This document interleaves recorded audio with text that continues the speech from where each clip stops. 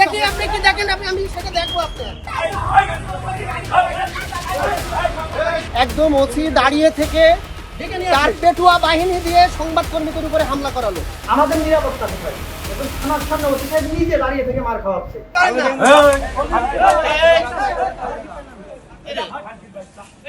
আপনার সামনে মারে আপনি কি করেন?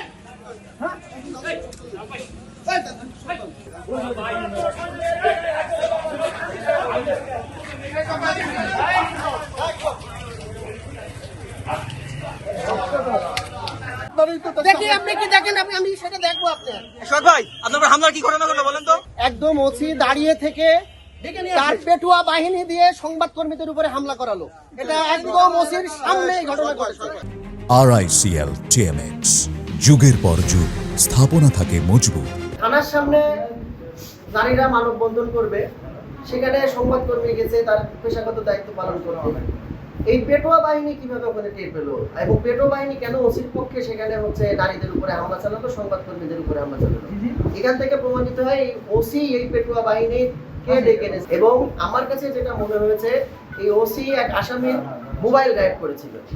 সেটা যুগান্তরে সংবাদ প্রকাশের পরে সেটা ফলাও করে প্রচার হয়েছে। মোবাইল আইফোন সহ 2টি মোবাইল ফেরত দিয়েছে ওসি। তারই রাগের বশবর্তী হয়ে আমার মনে হয় এই হামলাটা পরিকল্পিতভাবে ওসি সাহেব এই পেটুয়া বাহিনী জালাল সহ কয়েকজনকে ডেকে এনে সংবাদকর্মীদের উপরে হামলাটা চালিয়েছে।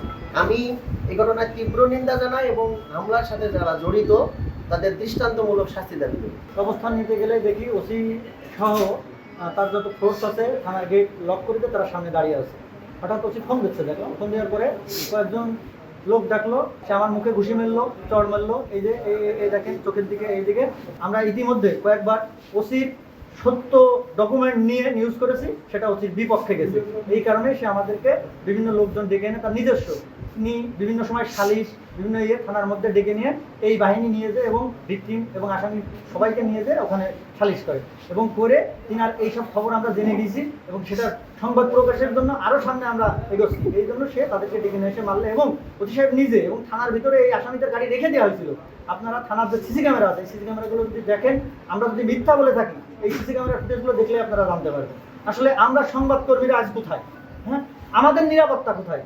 একদম থানার সামনে ওসি সাহেব নিজে দাঁড়িয়ে থেকে মার খাওয়াচ্ছে, তাহলে আমাদের যে জীবনের নিরাপত্তাটা কোথায়? সঠিক তদন্ত করে এই হামলাকারী বা পেটোয়া বাহিনী যাদেরকে নিয়ে আসছে ওসি সাহেব নিজে, তাদেরকে পালে টাকা দিয়ে বিভিন্ন সময় বিভিন্ন মাদক লোকজনের সাথে দেখা যায়, আমাদের কাছে যথেষ্ট আছে, যথেষ্ট প্রমাণ আছে, সেই তদন্ত করে সুষ্ঠু বিচারটা হয়। ঘটনা হলো কি, আমরা একটা আসামি ধরে নিয়ে আসছি, সে নিয়মিত মামলার আসামি আমাদের, বুঝছেন, একটা ছেলেরে কোপাইছিল এবং সে বাংলা মদ খাইয়া মাতলামি করতেছিল। আমাদের মাদক অভিযান ছিল, সেই মাদক অভিযানের সামনে পড়ছে। একদিক দিয়ে সে নিয়মিত মামলার আসামি, আরেক দিক দিয়ে সে ওই বাংলা মদ খেয়ে চিল্লাফাল্লা করতেছে। তখন তাকে ধরে নিয়ে আসছে। ধরে নিয়ে আসলে ওখানে মহিলারা তো আনতেই দেবে না, তার যেভাবে নিয়ে চলে আসছে।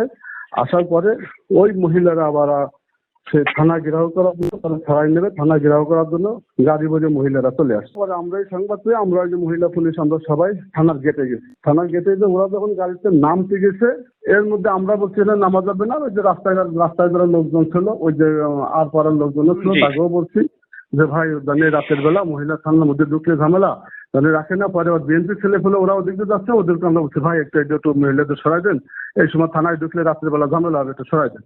তখন ওরাও সরাই দিচ্ছিল। সরাই দিলে এর ভিতরে ওই যে সাহায্য সোহাগ আর মিশন এই দুই ভাই আবার ভিডিও করতেছে।